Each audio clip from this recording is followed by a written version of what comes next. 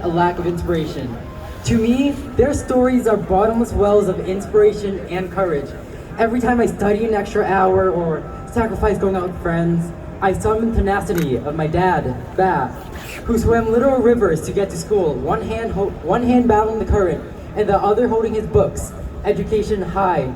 I beat the anxiety of leading projects by unleashing the fearlessness of my grandmother, who organized an uprising of village women when their children were imprisoned for playing near a protest site. When peers complain about boredom, my mind soars to the ingenuity of my uncles who braved monotonous months in refugee camp with makeshift box and plywood ping pong tables. And I encourage everyone to make our own game. So yeah, the people I'm surrounded by are amazing.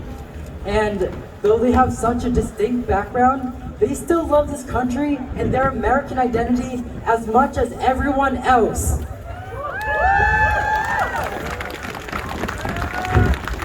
Growing up, they always told me the story that when they were in the refugee camp, which is incredibly dangerous and run down, squalid, horrible conditions, they chose to stay longer. Different countries would give them offers to live, Canada, Australia, France, etc. But they turned down every single one for days, weeks, months, and months and months. Why? They were holding out on America, the land of hope, of opportunity, of freedom, of peace, and of safety. They held out because America promised them peace. America promised them peace. And that's why it hurts.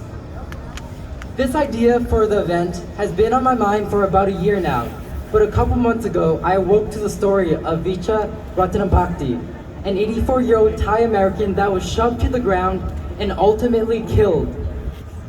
I slammed my laptop shut right away with literal tears in my eyes.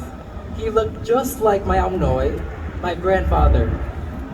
For the rest of the week, I couldn't sit still. I was so angry that I shook with it, and my hands curled into fists that I didn't know what to do with. My heart was aching. I've been following the string of anti-Asian hate crimes and racism since the start of the pandemic, and there have been thousands.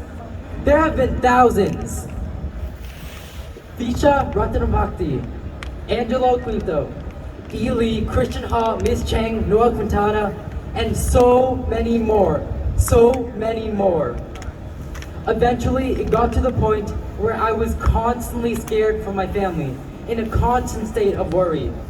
My community members, scared for them. And that's when I realized that something needs to change. Because I should not have to worry that my grandmother will be